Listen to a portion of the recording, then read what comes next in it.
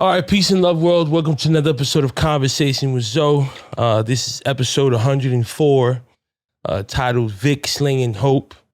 You know, we got my guy Vic here. We just met recently, literally a couple days ago.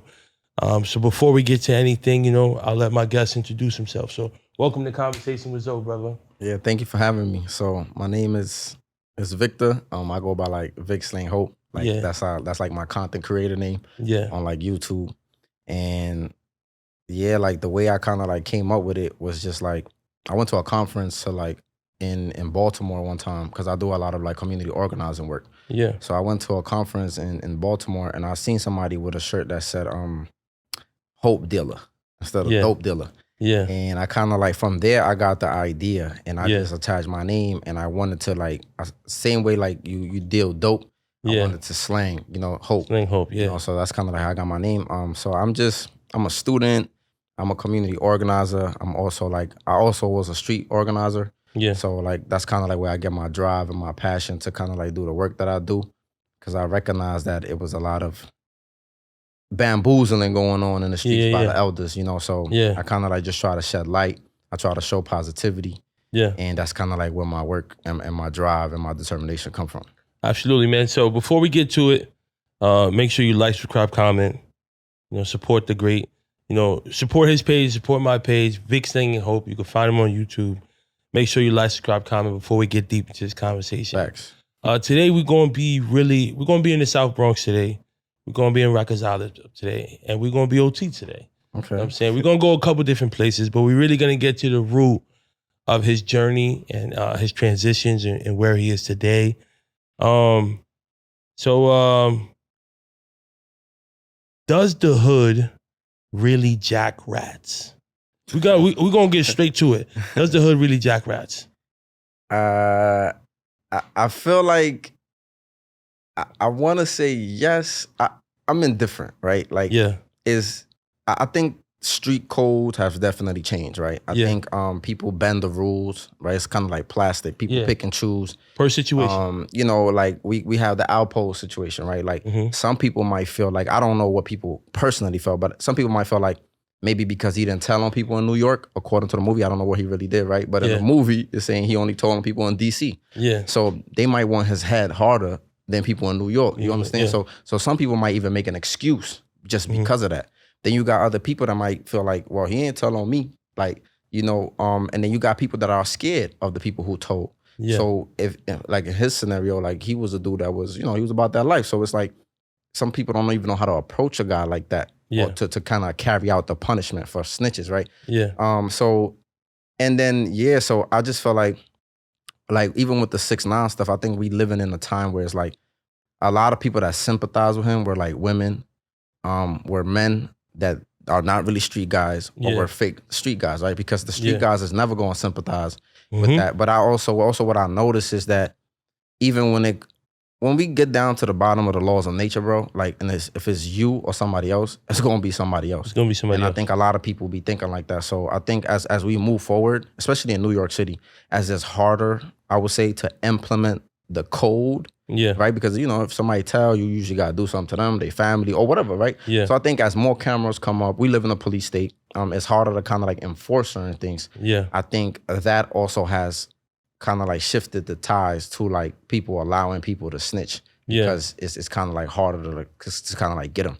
Yeah. And I think so with that, and I think also people are starting to get to the point where it's like, yo, I don't care, he ain't tell on me. Like, so they'll still get money with them. They'll still, you see people recording, having interviews with them.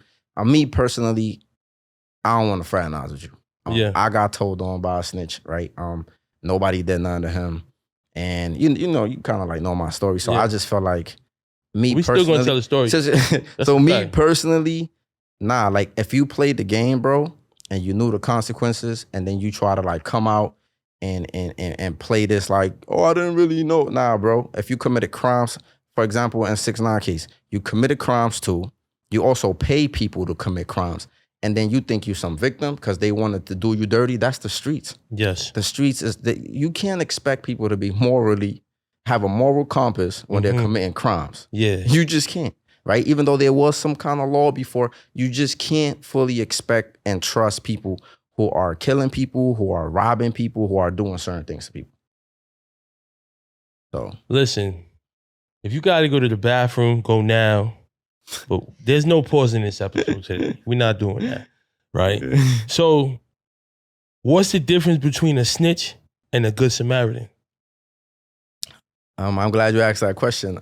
So I got it from your episode. Yeah, definitely. So, a snitch basically is like, yo, you playing the game, bro. Like, you know, you live by the sword, you gotta die by the sword. You just gotta swallow that. Like, you know, when you make a conscious decision, for example, when you join the gang, this ain't no where they gonna patch up your resume and you're gonna go get a good job. Yeah, this ain't Indeed. You know what I'm saying? Yeah. It's not LinkedIn. It's not one of them places.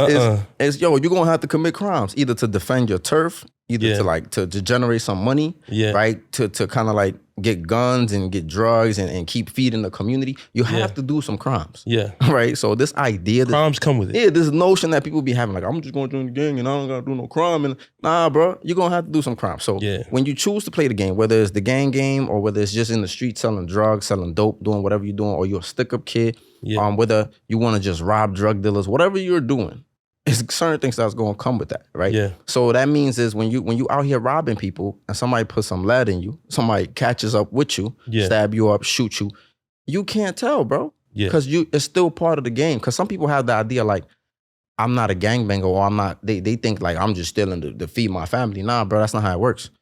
You playing the stick-up kid game. And people gonna want, what's this? Right? They're gonna hold street justice. They're not gonna call the police. Nowadays, I never heard that before, street justice. Yeah, you know, nowadays you got some drug dealers that's calling the police. Yeah. They'll tell somebody you stole their phone. Even though you took drugs on it, they're not gonna tell the police you took drugs. But I heard stories too of drug dealers calling the police and saying they stole my phone because, you know, the police they're gonna go off of that. Yeah. You can't tell them drugs.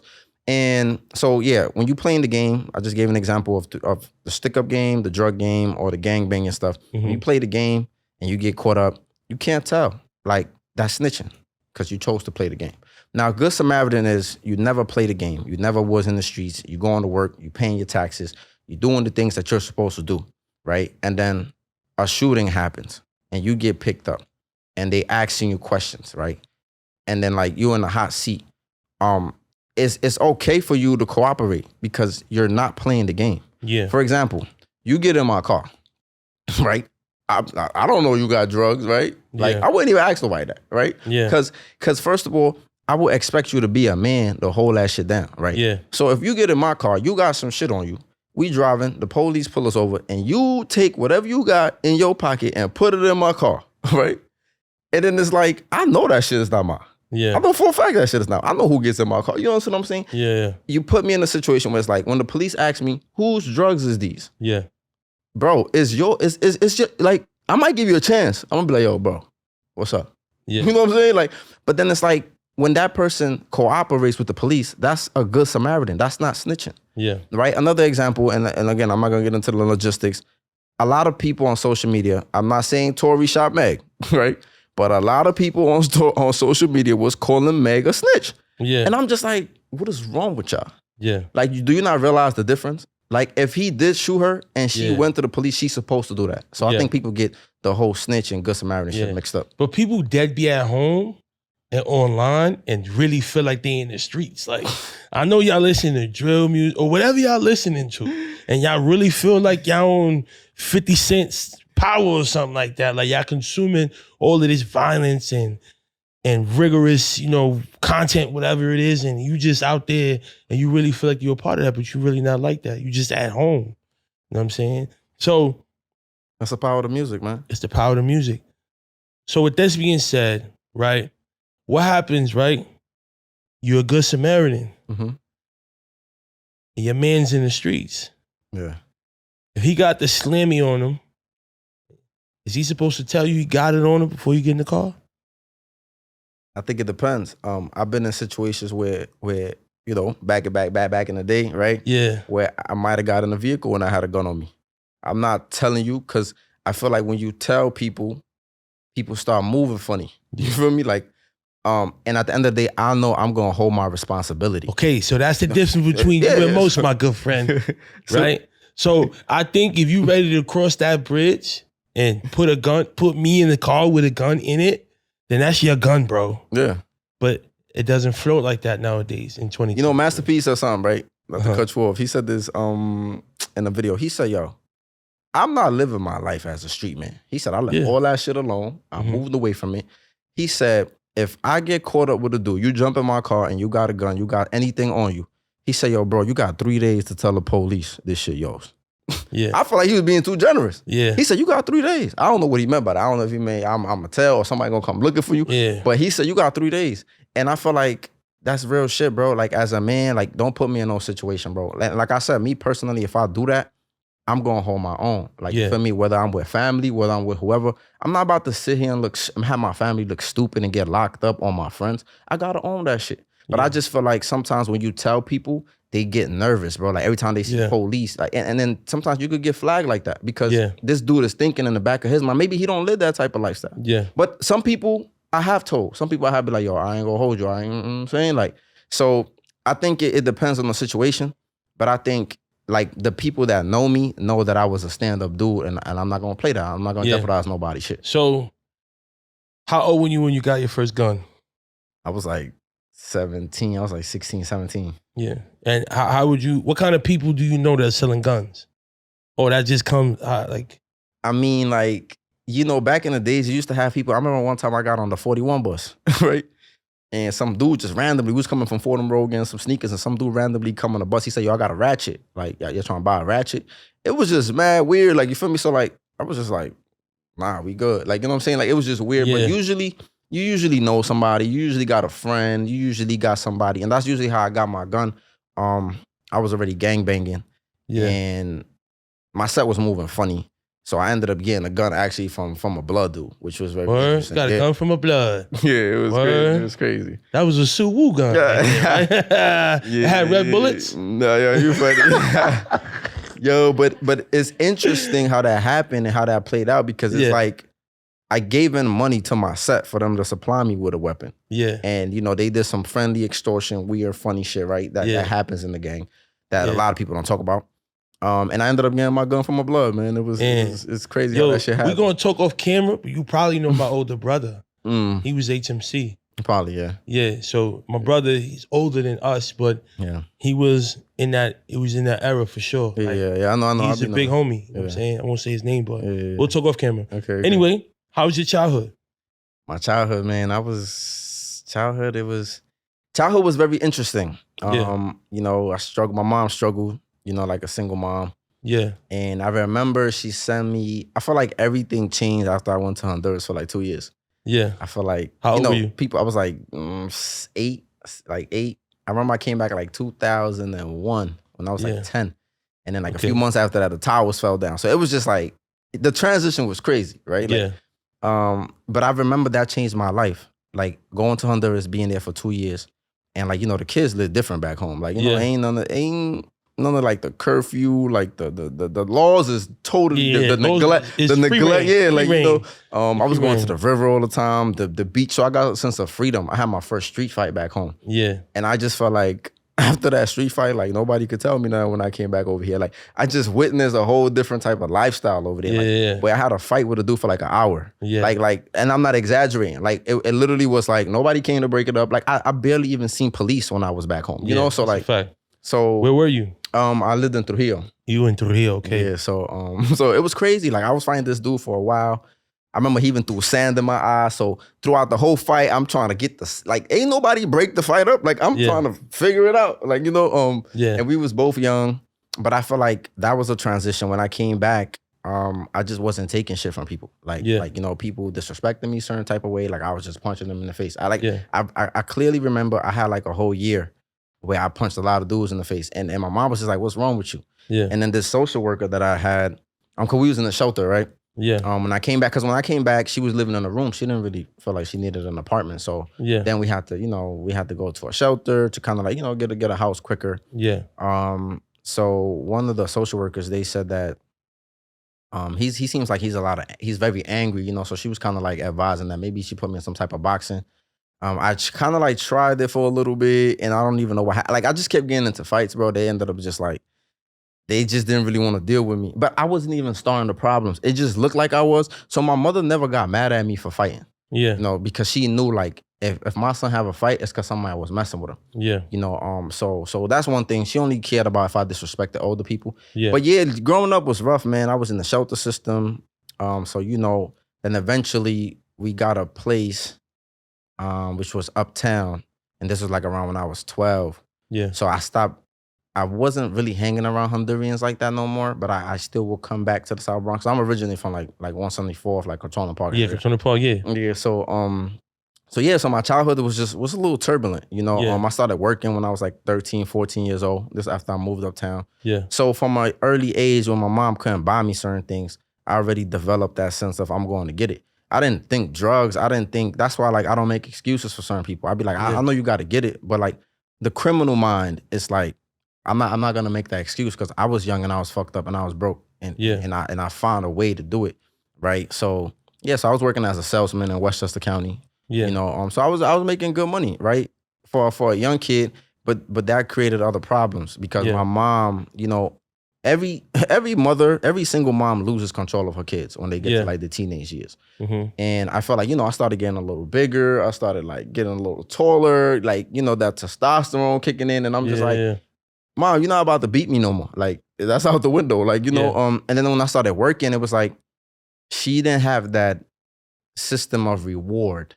You know, like kind of like when you go to school, like, you know, if you do good in school, I'm gonna buy you this. She couldn't do that because I'm buying my own shit. And I remember like in school when the teachers used to be like, you got Jordans, you got this, we're gonna call your mom. And I used to be like, like, and say you what? know, and then the funny thing is when they wanted to call a guardian, I will have them call my boss. I'll give them my boss number.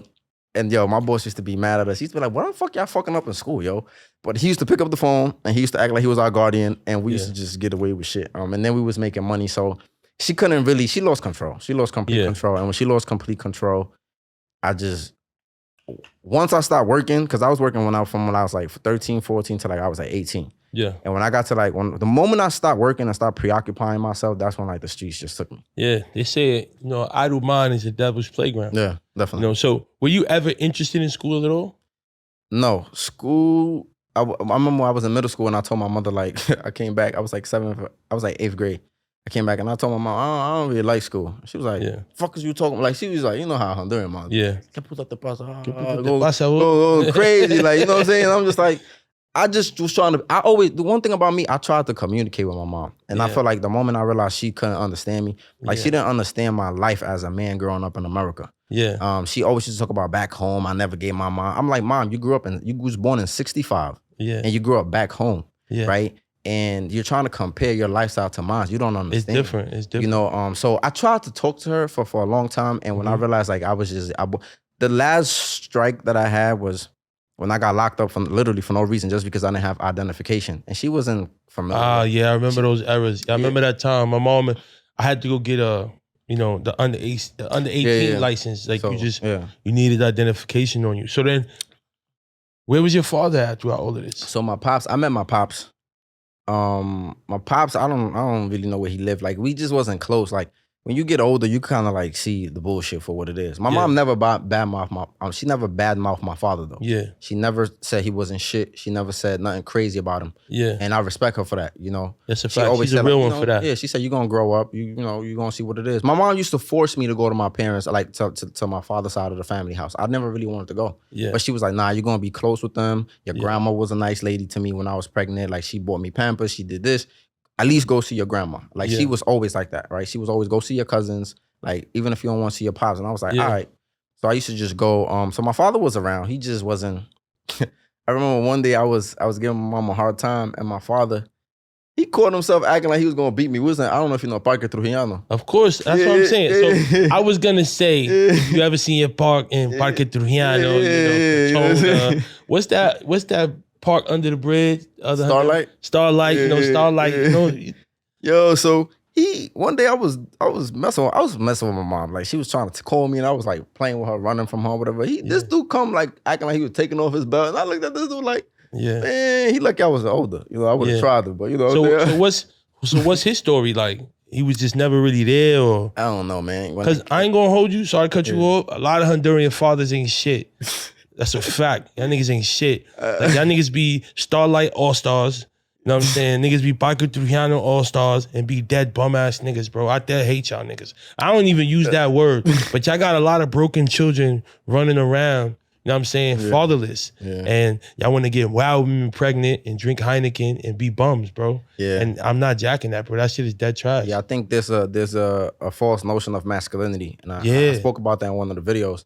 And one of them is men think that having a lot of kids makes them masculine. Bro, you can't have kids. Like it makes you like, you know what I'm saying? Like I got like 15 kids, and it's like, bro, you don't provide, you don't do you. It's like some men believe in having multiple wives, and it's like they neglect the fact that you have to take care of all of them equally. Yes, sir. You have to provide a household separate for them, sir. right? You gotta buy them food, you gotta buy them. Yeah. So it's the same thing, right? People think they could just have kids and not be there and not give time and not contribute. You know what a lot of this is? A lot of this is a lot of men still get to be irresponsible.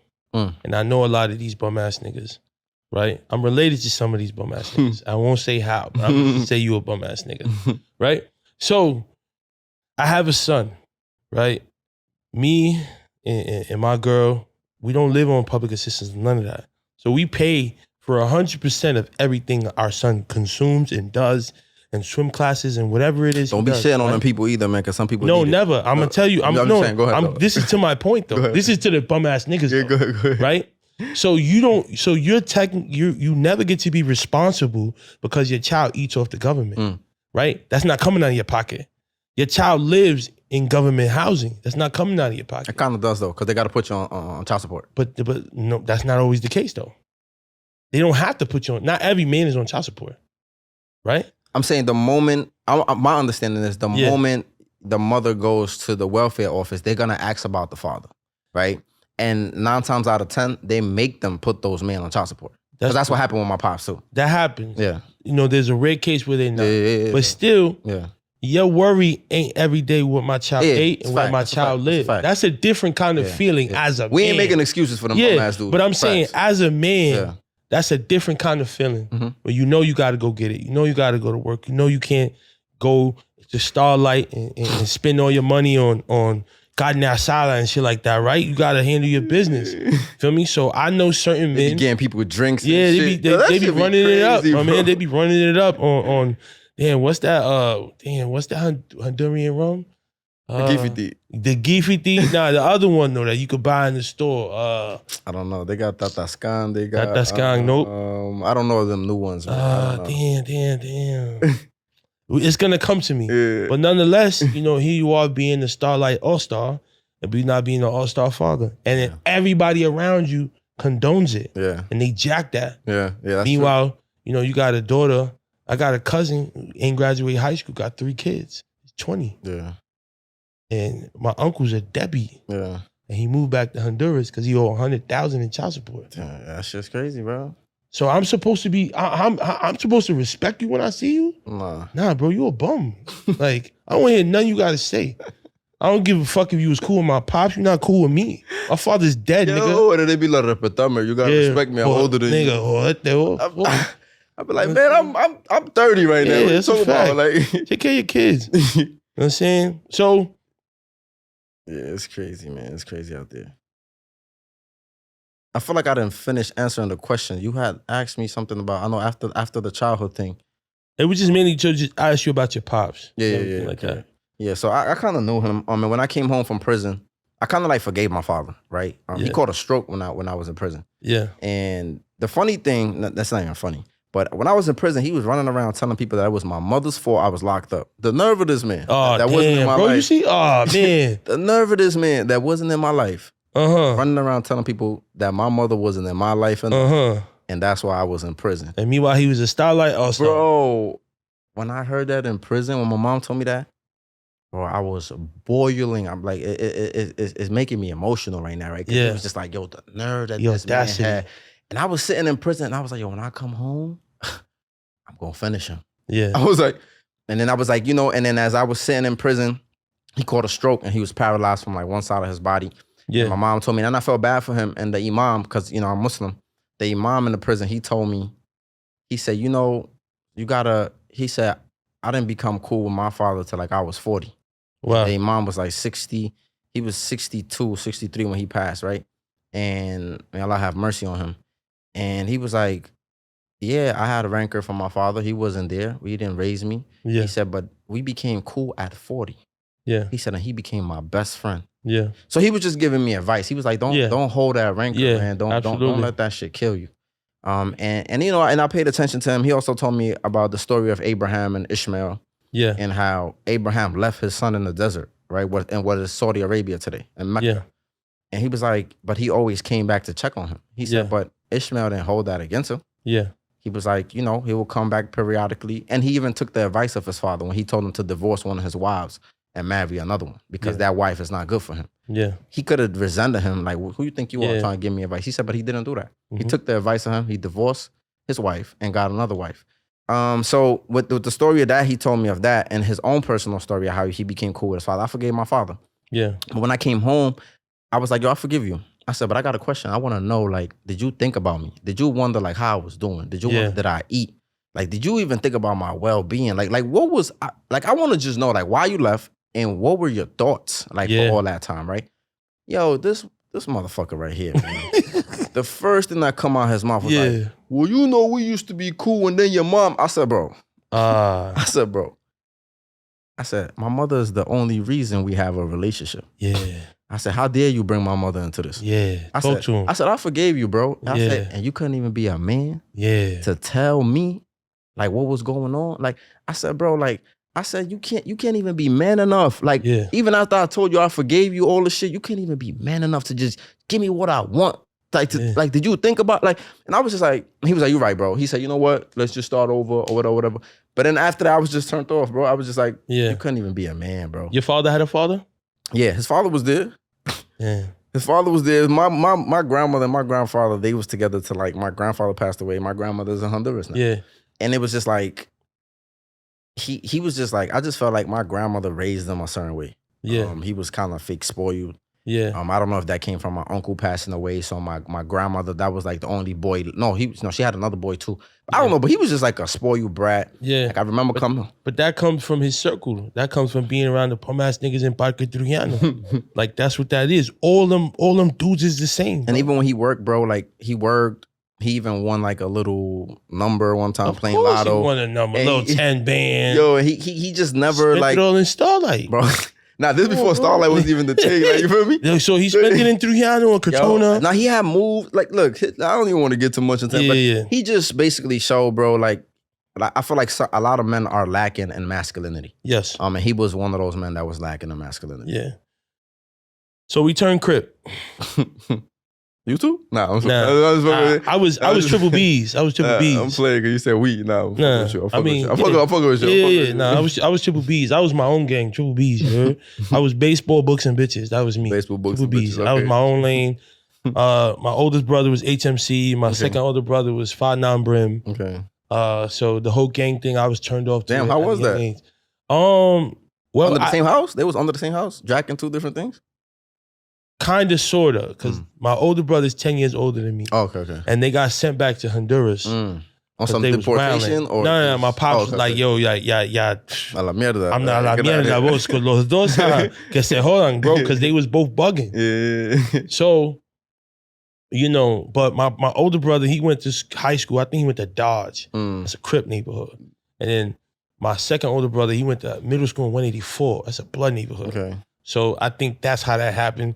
They always had a mutual respect for each other, but, you know, that was more their lives and their story, and I wasn't really into that. Even though I almost turned blood, but it wasn't for me, and I was just like, I think I really like school, and I think if I stay in my lane and learn how to survive the streets and be on point, I'll be all right. And what was your moment? Like, what was like the aha moment that was like, nah, not doing it? Because you almost turned it. I seen a dude named Blood Mike get jumped in. Mm-hmm. He was in the basketball court. And they definitely got the best of him. And then also, my best friend, Lawrenson, my neighbor, he was in high school at that already. I'm younger than him. So I had just seen him play in Yankee Stadium. He was an honor student, and he was always with girls. He was triple B's. So I'm like, this is the perfect, like, I'm just gonna follow his footsteps. Cause I felt like I resonated with him more with him than my own brothers. Yeah. So like, I just followed that path. So that just made more. We were gonna turn blood together, but we decided not to. And he went to FDA in Harlem where he met C King. That's how I know C King. Okay. And so that was just more appealing to me. So I just stood true to myself. That's why I always tell kids, like, just stay true to yourself. Yeah, okay. You know what I'm saying? That's the most gangster thing you could do. Excuse me. So then, did you have a choice to turn Crip or Blood? Or was it just like, I'm going to be Crip? Yeah, I definitely had a choice. I felt like I was always a tough kid, man. Yeah. Like, you know what I'm saying? Like, that's why, like, when I hear the stories about family and this and looking for whatever dudes be looking for, protection, like, I be like, man, I always been a lone wolf. I'm still a lone wolf, right? Like, I still, you know, it's good to have, you know, other people that's lion, tigers, and bears in case you need them. You know what I'm saying? But like, I always been a lone wolf, right? Yeah. So yeah, I definitely had a choice. I remember just like going to the park one day, and I was like, yo, like I'm here. Like, you know, they always used to like kind of like ask me when I used to go play basketball. Like recruit you, try to recruit you. They like, yo, what's up when you gonna turn Crip? And I was like, nah, man. And then one day, man, I remember, I don't even remember what it was, but I just remember like, like a lot of my cousins, there was HMC, right? And so I remember like I used to be ragging, like, you know what I'm saying? I wasn't even Crip, but like I used to be ragging. That's false claiming though. Yeah. You know what I'm saying? Back then, Garifunas didn't have problems with Garifunas. Yeah. Right? Like talk about it. You know what I'm saying? Like the gangbanging problems was between Garifunas and blacks. Thank you. You know what I'm saying? Like, right? It was. I'm not saying that there wasn't and most of the Bloods back then, they were Americanized Hondurans. Yeah. It wasn't even really cultural. They wasn't even really connected to the punta and the mascaro and the being around the Hondurans. Yeah. They was more connected to being around black people. Yeah. So when back then, when HMC was really a thing and people was turning, and Hondurans was turning Crip, a lot of people did it just because it was a bunch of Garifunas that was turning Crip. Yeah. You know, so it was more like a tribal thing, kind of like thing for like a lot of Hondurans. It was more cultural. So this was the times, you feel me? So like, it was just like, you know, I used to be with my cousins. We used to be running around. Like, all the problems they had was with no Hondurans. You know what I'm saying? It was strictly with either like Hispanic, or like Dominicans, or like black people. Or, you know what I'm saying? Like, not trying to sound like they was targeting black people, but like, you know, like I said, like the Bloods, a lot of times they were black. Yeah. So when I moved uptown, I started hanging out with them. So I got cool with like another Crip set up there. And yeah, one day I just came through, and like I mentioned in a lot of my videos, like the Bloods was just doing a lot of foul shit, bro. Like, especially Halloween, they were cutting women. Yeah. Like, they was just violating. Initiation day. Yeah, like they were doing a lot of crazy shit. Like, you know, I also got into beef with Bloods. Like, so it was like, I kind of like, it made me just gravitate more towards them. Like, because it was just like, I lived in the Blood neighborhood. So it was just like, I would just constantly see, right? Like, I mean, I knew dudes was cowards, right? Like, I wasn't afraid of them. But at the time, I thought it was like some revolutionary shit to like, kind of like just join the Crips to be able to fight against the Bloods, to take over the neighborhood so that innocent people wouldn't get oppressed. Yeah. So even like Halloween, we used to have a thing where we used to actually go out patrolling. Like, yo, it was crazy, man. Like we really used to, Halloween, we used to be out there. I remember like my man's sister, she would call us like she was afraid, come get her. Like, we really used to be out there like, on some neighborhood watch. Yeah, like on some real, and I know people, you know, it's funny, but that's really how we, like, when Halloween came around, people knew it. Like, some of the homeboys, they used to tie red flags on their foot. Like, we used to be outside, like just looking. Like, you know what I'm saying? Like, and so I thought it was revolutionary at the time to join a group to combat them. But then later on, I realized that, like, you know, all this shit was the same shit, because Crips are oppressive too. But don't you think it was a little weird that you say it was like the Honduran Crips against the blacks, but everybody looks alike? Yeah, no. I can recognize a Garifuna when I see him. Yeah, but we all black. Not necessarily. Not necessarily. And I think that's the misconception. See, to me, black means something totally different. Later on in history, they try to tell us that everybody's black. They try to group everybody into a melting pot, but everybody is not black. Right, black is a title that was created in the Americas in the 1680s, to be exact. Right, they called them black because they didn't really know where to pinpoint where they was from. Yeah, but everybody race is some made up shit anyway. Yeah, everybody either belongs to a nation or a tribe. Yeah. You either a Zulu, you either a Inca, you either a Cherokee, you either a Garifuna. Everybody belongs to a nation and a tribe. But because these group of people didn't know where they belong to, they just called them black. And then later on, and centuries later on, what they did was they called everybody that was dark black. Yeah. But people knew where their tribe was from. Even you go to Africa today and you ask somebody, what are they? They're gonna tell you, they either gonna tell you that their nation or they're gonna tell you their tribe. Their tribe. Same thing. There's still tribal wars in Africa. Yeah. So when we get to America is where people want to just group you. Yeah. Even when I mark the census, I don't click black. I click other.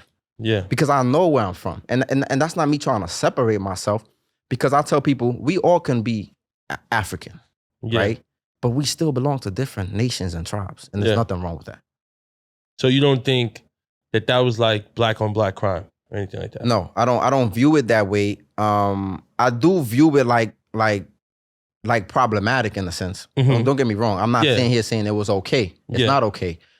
Because at the end of the day, we are agents of the state that benefit the man. The Eurocentric system that we live under. So I don't think it's right. So I don't want people to think that I mean that it's right. But what I'm saying is the way we looked at it is on some tribal war. Yeah. Like we belong to this tribe and y'all belong to that tribe. Yeah. You know, some people used to say the lost tribe of Shabazz, right? Yeah. So you belong to this tribe. We belong to this tribe. Whether you want to look at the gang as a different tribe, some gangs within the gangs look at different sets as a different tribe. Yeah. You know, but we still different tribes. And the moment people internalize or identify you as a different tribe, then they justify the shit that they're gonna do to you. Yeah. So then how was getting jumped in like? Getting jumped in, it was like I was the youngest to turn Crip. And I already been jumped before, so it wasn't really nothing new to me. You know did they put work in or they could have done a better job? Nah, they did. Yo, you a funny dude. I mean, like I said, man, I feel like I'm not no slouch, man. I mean, like, you know, like, not to toot my own horn, but I always fought, bro. Like I was taught from early on, bro, like, you never let your enemy just sit there and beat on you. Like, you never do that. Yeah. Like Pop Smoke said this in the song. He said, I don't care if you lose and still fight back. Yeah. You know, like, so I fought back. I fought like 4 dudes. I did it in a day, actually. There wasn't a lot of dudes in the park. Oh, I'm sorry. Yeah. Which was very interesting. Because it was like only 4 dudes they had in the park. So they was just like, all right, but this wasn't no little dudes. You feel me? They was like, some of them, they was grown men, bro. Like, you know, one of the dudes had just came home not too long ago. He was big as hell, like, you know. So I remember, like, I was young. I was like the youngest in my set at the time. And yeah, they jumped me, and it was 60 seconds. And it's crazy because 60 seconds when you getting jumped, that shit feel like it's 6 minutes. You know what I'm saying? Yeah, probably was 6 minutes. So I remember my man's was he kind of like was on the other side of the handball court listening or just watching or whatever. And he was like, I ain't gonna lie, bro. I heard you scream at the end. Yeah. He was like, I heard you go, oh, like on some. He said, damn, who hit you? And then we was just laughing about this shit. Yeah. But I did good. I think for the most part, I stayed on my feet. I didn't really fall down to the ground. Yeah. They was trying to take me down, and I was the one that set it off. You feel me? Because one dude was trying to like sneak me. So I think for the most part, I was pretty decent compared to all the other dudes that I heard turn Crip and like how they did them. So then, I feel like it was pretty decent. So how do you feel like the next day? Like what's the like it's like you wake up as a Crip? Like I remember like? my body was kind of like body was a little banged up. Yeah, you were a little banged up. Did you ever stop using the letter B? Was it that serious for you? Yo, I'm not even gonna hold you. Yo, people that know me, yo, I was like, yo, after every B came a K. Yeah. After every P came a K. Yeah. C's was capitalized. Like, it was just crazy, man. Yeah. Double C's, no K after C's. Like, yo, people would, my AOL email name was Cripstar16. Of course it was. You know what I'm saying? Yo, it was, my AIM name. Yeah. People remember AIM. Yeah. My AIM was lit. My AIM name was Cripstar16. Cripstar, you know, let the whole world know you're a Cripstar. Yeah, it was, somebody told me one time, it was like, yo, did you really, like, you thought you was gonna get a job with this email name? It was funny, but it was ignorant. But I was a super Crip. I mean, I was on the sidewalks and I was ignorant, but my AIM name was Why You Sucking Me 45. Like, and I had a hat embroidered. Yeah, okay. I had a black and orange Giants hat, and on the back it said, "Why you sucking me?" Wow. And you was all in. That was young dumb Zope, triple B's. You know what I'm saying? That was my dumb idea. And then I made another one, and it was called VC 200 Gang, which was, I lived in the 200s. Yeah. Like 2 something, so yeah, it was just crazy, man. It was just like a lot of gang stuff. I was supposed to go to a tattoo party. I'm glad I missed it, right? Because I was gonna get like some gang tattoos. I'm just glad that I overslept that day and my homegirls didn't come banging on my door. But yeah, I was one of those Crips. I always had a flag. It was tied on my face, on my neck, in my pocket. You wear blue every day? It's funny because I used to have like a patrol suit. My friends know. They'll tell you. Patrol suit? Like I used to patrol the hood in sweats. Like that was just like my shit. Like I had like black champs, gray champs, and all the colors was like Crip colors. Like gray is a Crip color. Like orange, blue. Like people think it's just blue, but like brown. Like it's a lot of Crip colors. Yeah. Like different sets even have. You know a dude named Grims? Kinda sound familiar. Not familiar. We'll talk off camera. Yeah. Yo, so like I only wore certain colors, right? Like I never really wore red. I probably had like one red shirt. So yeah, I always had crates. I'm telling you, man, like I was extra, bro. Like I was extra. And like when I think about it, like when people see me come home, like they was just like, bro, you really like did a whole spin, bro. Like, so after watching, your content and things like that, you said that you never really got, like some dudes never really get any notice on the block till they join the gang. Yeah. So is it for recognition for some people? Yeah, I think there's a lot of cowards that join gangs. Yeah. And especially the Bloods. And not trying to shit on them. Yeah. But it's just that they got the numbers, right? Yeah. And to be at the time specifically, to join the Crip gang that was lower in numbers, right? Yeah. And you're gonna be at the cause don't get me wrong, there was some tough ass Bloods too, right? And they was just running through the Bronx, through the whole New York City jail system. They was just running through shit, right? Yeah. So to be a Crip at that time, to be able to just be like, I'm not gonna join these dudes and I'm gonna join the less numbers. It's almost like being a Blood in California, right? In California, the Crips outnumber the Bloods, right? To the point that the Crips fight each other over there. Just like over here, the Bloods fight each other. So to make that conscious decision that I'm gonna go against the grain, right? It automatically puts you in the eyesight that like you going on a suicide mission, even though there was some punk ass Crips. Don't get me wrong. Yeah. But more often than not, they were tougher. And that's not just on some bias shit. Like a lot of people can attest to that, right? Yeah. Because you had to, like you had to. So I think that like there's a lot of dudes who, depending on what neighborhood they live in, they play the game. They play the being part of a gang makes them feel like they're somebody. Yeah. Even though they don't realize that when you join the gang is going to treat you like you're nobody. Yeah. Because you got to be tough. The gang realize who their toughest members are. Yeah. The gang realize who we going to send to the store all the time. They know, like they used to do that in my set. Like, yo, go get a Dutch. Go get this. Go get that. And you could have just went, so gangs know who built like that and who not built like that. Yeah. And they're going to test you and they're going to try you. So even though to the neutral people, you might look like somebody. Yeah. Neutral people pay attention, especially when you're around gang and gang is telling you, yo, go get that for me. Or go do this for me. Or go do that. Or they talking to you a certain way. People start to realize you're not really built like that. Yeah. So I think a lot of people don't know that when they join the gangs. But yeah, the gangs are gonna treat you like accordingly. Because they know who's who and who's not. So then, when you're out looking for trouble, like what does that feel like? I don't want to say I was out looking. I ain't gonna hold you. After I got jumped across the street from my house, it was a wrap. It was like open season for Bloods. Like, you know what I'm saying? Before that, I was a cool Crip. Yeah. I was just like, I'm out of my business. Yeah. I'm chilling. I'm just repping my shit. Because you got points just for repping your shit as a Crip. Yeah. Because there was so many Bloods, right? Yeah. But then when they jumped me across the street from my house, I was like, nah, this could never happen again. Yeah. And then at that point, I went on the offensive. So if I caught Bloods, I seen you with your beads, I'll pop them. I'll take your flag. Like, I don't care. If it was just me. And a lot of times I usually had a weapon. So, you know what I'm saying? Like, but I was always like, I just was always on some. And the psychology of it is this.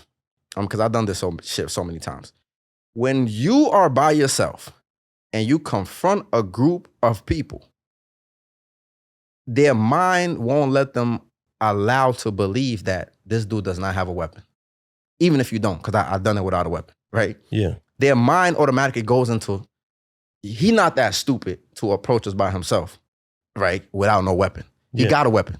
So like I already had them mentally. There was the fear was already there. Yeah. And I just think like, even if I was scared, you just got to have a certain mindset. So a lot of times it's not even that I went looking for, at some point I did go looking for problems. I'm not even gonna lie. Yeah. But before that, I feel like Bloods also, they like that shit. They like the challenge. Like, oh, this nigga, he tough. Yeah, like he walked through our, like, you know, like so they like the challenge because they used to see sometimes they used to see punk ass Crips. So they like the challenge of, even in jail, they like the challenge of a tough Crip. Like, you know what I'm saying? Like, so I think that like going out, I think men get a certain thing of subduing other men. It's a certain kind of like rush of energy that overcomes them. Prey on the weak, You know, not even preying on the weak, because that's not, I don't feel good about that. That's some punk ass shit, preying on the weak. I think when a lion fights another lion and I beat you, you get a sense of self-worth. You get a sense of masculinity rush that you feel because you realize like this was another lion like you. Yeah, when a lion crushes a hyena, there's no brownie points for that. So then, how does it feel to have a gun on you? How did it feel to have a gun on you? Like, were you looking for like whispering? Like, what you said? Like, it could be a whisper over there. You be like, yo, what you said? You know what I'm saying? The wrong wind blow. What? What? You know what I'm saying? Like, nah, I think that I was never one of those dudes. I like beating dudes up. Yeah. Okay. I think that like the me stripping you of your masculinity is kind of like what, you know, it's gonna sound a little weird. Yeah. But it's kind of like what got me off. I beat you. Yeah. You know, we had a one-on-one fight. Fist right there. We had a one-on-one fight and I was the better man. And this, which is why I feel like a lot of men kill men, right, behind that nowadays, right? Because you can't live with the fact. Yeah, you can't live with the fact that it's almost like a man raping you. Right, and I'm not saying it's the same exact thing, but it's psychologically the same thing happens to a man. When a man takes your goodies, right, you feel like, damn, like I couldn't even protect myself against this man, right? It's the same thing. When a man beats you, it's like you can't, like, you could say he was bigger than me, he was this, but nobody cares about that shit, bro. Yeah, people looking at it like you a man, like he a man. Yeah, and you like Debo and Craig, right? He picked up that brick to beat him. And nobody say, well, you got the brick. Like, it's a fight. You feel me? Even though some people might be like, nah, you a punk, bro. Like, you picked up the brick. But the point is when a man it's like getting in the ring. When you get in the ring, the rules is there, the referee's there, and you beat somebody. You was the better man. Yeah. And I think some men can't handle that. And because they can't handle that, it leads them to like kill. So we're going to skip a little, but go back. But only because it fits the situation. Yeah. Right? But you mentioned the word goodies, right? And that's a little triggering because we, talking about jail and shit like that. But is dudes really getting their shit clapped in jail? It depends on what state you're in. I think in New York State is a little different. Yeah. A lot of shit has changed in New York State. And you also have like a rise in homosexuality, open homosexuality. So you have people who want to get that type of situation done to them. You do have booty bandits though. You do have bandits. Yeah, booty bandits is like, it's like a dude that's undercover. So let's say he know you're a new dude in jail. You might be young. You never been to prison before. You don't know the ropes. Yeah. Right. So he might be like, yo, you good? Like, you need anything? You smoke weed? That's usually how they get a lot of young dudes. Yeah. You dudes be hooked on that stuff. Yeah. You like drugs or whatever? Like, and I had a dude tell me this himself. He was like, he was 17, he didn't know no better. He was like, dude was just acting like he was looking out, giving them snacks. So it's real shit. Like people be thinking it's a game. Like, so people get you in debt, right? And that's why a lot of times I was skeptical of taking shit from people. But people do that, right? Like they give you weed, they give you certain things, and they'll be plotting on you. So when they gonna take your booty?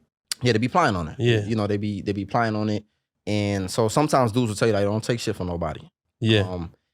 Or don't get yourself into don't get yourself into debt. Don't get yourself into certain things. So it's not happening as frequent. But if you go to Virginia and you go to jail in other states, like Kentucky probably, or some other places, like it's still going down. Like dudes are still cold turkey approaching dudes with a knife, and they be having all type of different weapons in some of them other prisons. So sometimes it's not you looking for it. Like they gonna like do you in to It's almost like, I don't care what gay guys say that they don't be trying to hit on straight men.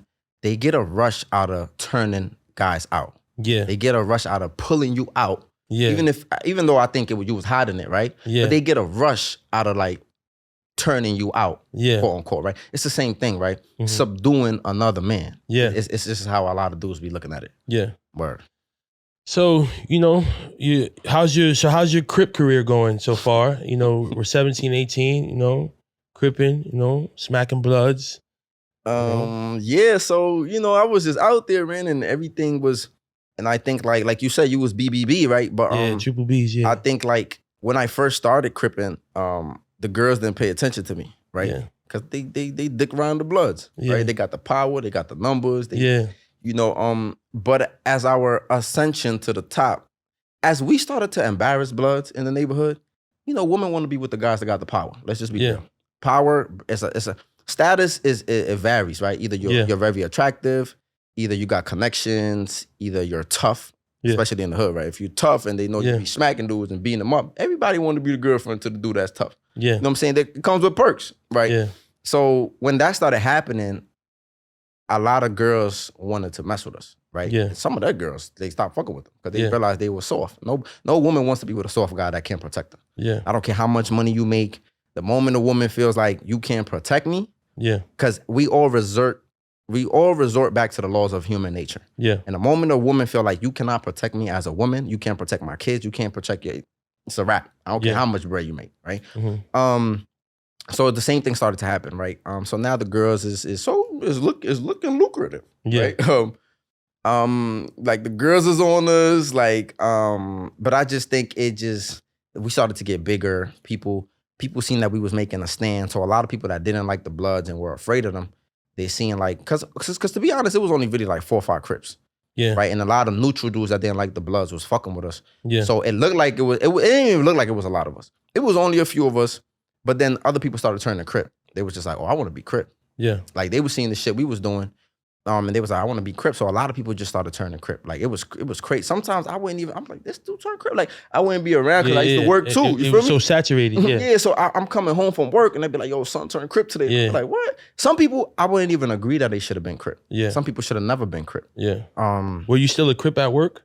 When I used to go to Crip, it's funny because my boss was a so-called blood. Word, man, you was working for the ops and shit? It's crazy. Yo, he was giving you that payback though. Yeah. Right? Yeah. So he used to have this little thing where he used to call me a little hardback. You feel me? Like, so I used to be like, yo, bro, stop playing with me. Like, he thought it was a little game. Like, you feel me? He knew you was Crip? Yeah, you know what I'm saying? Okay. So he is a disrespect, you know what I'm saying? Okay, so yeah. He thought it was a game. So one day I was like, yo, bro, on some real shit, stop playing with me, bro. Yeah. You know what I'm saying? And I guess he felt like the energy and he was just like, cause in the mind of a lot of older people, they just look at you like you just some kid. You know what I'm saying? You don't know what I do. You don't know like how I move on dudes. Like, so yeah, like one day he really like seen like he was like, oh nah, this dude. And I think somebody had told him, somebody that knew me from the neighborhood was like, nah, them boys be out there, man. Like they you know what I'm saying? So he kind of like stopped after that. Yeah. Like you feel me? Like how did the block feel that your boss was blood though? A lot of people didn't even really know. And then one night I had an encounter. So one night my boss was dropping me off. In his red car? No, he had a blue van. He had a blue van. Oh, it was blue, so he had a blue what van. a contradiction, shit. Oh, so my homeboys, 2 of my Crip homeboys, I don't even know why I told these dudes. They was live wires. They was just bug outs, right? So one day he dropping me off. So they was like, yo, what's his name? So my boss name used to be, I'm not even gonna say his name. Yeah. But they was like, yo, what's his name? We're gonna say Mike just for the sake of the video. Yeah. They was like, yo, that's Mike? So I had told them my boss was blood. So he was like, what's up? And they was like, what's cracking? Like, like, you know? So I'm just like, man, these dudes about to like, fuck my whole job shit up. Like, you know what I'm saying? Like, so, they was just trying to get crazy, man. They was trying to beat my boss up that night. And I was just like, yo, that whole shit was crazy. So then your Crip career starts to fade away. It wasn't fading. It was still, it was in the neutral ground, like, because I was still working. Yeah. So you weren't like you didn't have to like bang 24/7. Nah, I had a girlfriend. Listen, man. Yeah, you were like a part-time Crip. I used to come home. Yeah, I used to come home. I had a girlfriend. I used to be chilling. This is early on. I had a girlfriend. She was young too, but she was gonna be a good woman one day. You could tell. She used to cook. She used to do certain things. She used to be like, "You hungry? Like you come over here after work." I was cool with her mom. Yeah, so and then like I remember like she never even wanted me to be a part of that. And then like I got involved and then she kind of like just started like gravitating away from me. Yeah. And I remember like, yeah, then me and her broke up because she called me cheating at the time. I was young, back then. Yeah. Young and stupid. You fucking some blood girl? No. That the girl that I cheated with, anyway. I don't even get into that. Yeah. But look, excuse me. So what ended up happening is I broke up with my girl and I stopped going to work. And then as I stopped going to work, I started playing the hood more. Yeah. So I started just hanging out. And mind you, the times I used to work was from like 4 and I used to be back by like 11 at night. So in that time period is the period that we usually got in trouble. Yeah. Right. After school. Yeah. So when I stopped going to work, that whole time I'm in the hood. Yeah. After school. Just patrolling, starting trouble, banging out, that's all we did. All we did was try to beat up bloods and get laid. Yeah. You know what I'm saying? We was BBs too. Yeah. Beat up blood. Bees, whoa, bees though. Oh, easy there. Easy there, killer. You know what I'm saying? We was beating up bloods and getting laid. You know what I'm saying? BBB. You know what I'm saying? So then you shoot somebody in the face. Yeah, man, that was crazy. Yeah. What led up to you shooting them? So I feel like my life, when I reflect on it, everything started to spiral out of control. Like, so you stopped going to work, you playing the block, everything. lost your girl. Around the time that this thing happened, I lost my job. I stopped going to work. Yeah. The crazy thing is, before all of this crazy shit started happening, because I feel like for like 2 weeks, it was like 2 weeks that crazy thing was happening. Yeah. And because we was doing a lot of shit, like every week we had like gun drama. Yeah. Like every week it was gun shit. A lot of gunplay, yeah. It was like, and a lot of times we ain't had no guns. So they was dudes shooting at us, dudes backing out guns on us. But we wasn't scared. Like, so we was like. Y'all wasn't scared of those bullets? Nah, we was retarded, bro. Yeah. You know what I'm saying? The name, my set was Insane. So we was really insane. We was really crazy. We was like bugged out. And Insane was an affiliate of what? Or it was just Insane? It got its own banner. Yeah, so Insane is like, even like when you go to California, like they're like, a lot of times they be set tripping and all that on all the Crip sets. But so I know with the Bloods, they say it started like in Rikers in New York. In New York, yeah. But so would your set be official in Cali? Insanes actually exist in Cali. Okay. Yeah. So it's actually Insane Crip gang. Yeah. It's actually a real thing. Yeah. So anyway, but at the time, it was the discrepancy because they were saying my set wasn't really an official set. Like, but a lot of sets just recently got sanctioned in New York. And you know the politics of the game. Yeah. Right? But anyway, the whole point is we was really crazy, bro. We was really stupid. Yeah, I wasn't scared of bullets. And different. But the reality is that we wasn't living for nothing.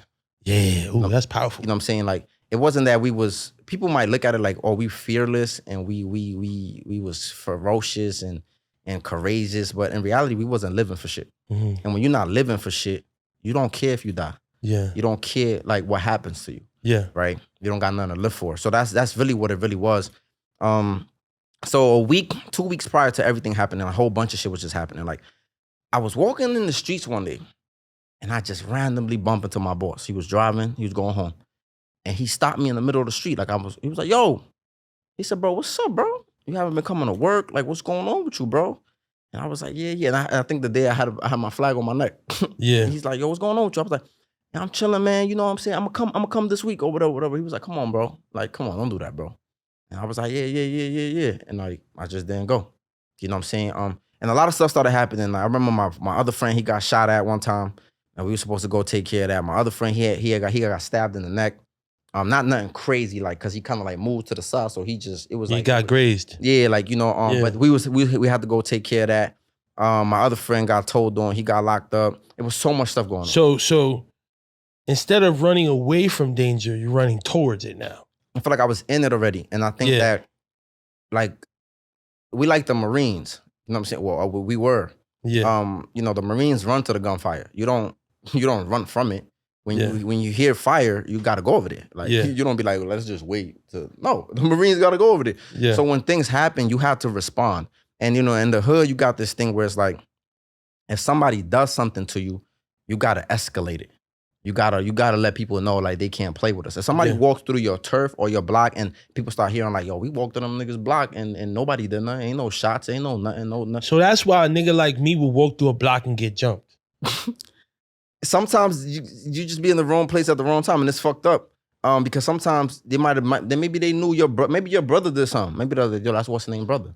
Yeah, not a lot of people knew of my brothers. They Some- didn't know I was their brother. Like I lost contact with my brothers for a long time. Yeah, I mean, yeah, it could be though. It could be. I see. I see the logic. I see the right? logic. Yeah. Sometimes you just look like the motherfucker that. Yeah. He look like one of them hardbacks. He look like one of them blood. You know what I'm saying? Like, oh, he look like one of them slot. Like, you know what I'm saying? Like, people just, that's how they think, right? Yeah. So I think like a lot of shit started happening. It's a lot of shit we gotta respond to, and then somebody ended up telling them I set.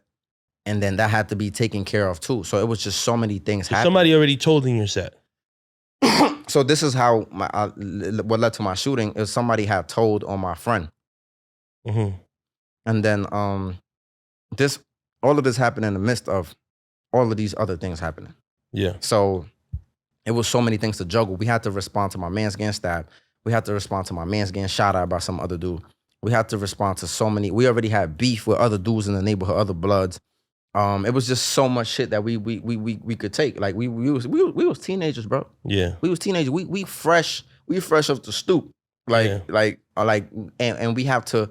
It's like LeBron going to the finals. You know what I'm saying? In year 2 or year 3. Yeah. And like when he faced the Spurs. Yeah. Yeah. You know. Yeah. So it's like we young, we not experienced, and we out here in the streets like beefing with grown men. Like you know. So it just kind of like it became overwhelming. Yeah. Like, you know, but we was young. We wanted that status. We wanted that power, right? But being realistic, like, it's not a life you want to live, man. Like, living on the edge and not knowing when you're going to go, not knowing, like, whether the police going to catch you or your ops going to catch you. Like, and then when you have so many different enemies, bro, it's crazy. And a lot of our enemies was older. Like, dudes got whips. Yeah. They got probably better guns, more guns. Like, we don't got that. We on foot. You know what I'm saying? We like it was, that was on bikes. I was riding bikes a lot. Yeah. The bikes with the peg. Yeah, with the peg. Yeah, it's two of y'all holding on to your shoulder. You know, so yeah, man. So it just became tough. And then when the internal stuff happened, that split my set. And then that just created, and so we not even together within the set no more. Yeah. So now when you're not together within the set and you got problems with other people outside the set, bro, you setting yourself. I just feel like God removed me from that shit. On some real shit, I feel like that's why I'm so grateful, man. Like I just felt like when my life was deteriorating, somebody was gonna kill me, bro. Like, and I'm not afraid to say that. I felt like it was just too much shit to handle. Yeah. And I think like God just like, get up out of there and just put me on timeout, bro. And I felt like shit blew over. Time went by. Even when I was about to go to trial, I just felt like I wasn't ready to go home. It was still fresh, even though this was 2 years later. Yeah, I knew if I went home that summer, I know I was gonna get home. I know my man was gonna update me on what was the situation with the beef, and I know I'm not gonna be walking around like I ain't gotta, you know what I'm saying? Like I ain't gotta move, even though I already converted to Islam. Even though I was already moving in the wrong direction, I already knew the time I hit the ground, I'm gonna justify it. I'm gonna be like, well, this dude trying to do something to me, so I might as well get him first. That's how I always moved. Yeah. So I just thought like I would have just been in my head about dudes plotting on me, and I probably would have just moved along with my friend, however he was moving. Yeah. So I'm glad that God removed me from all that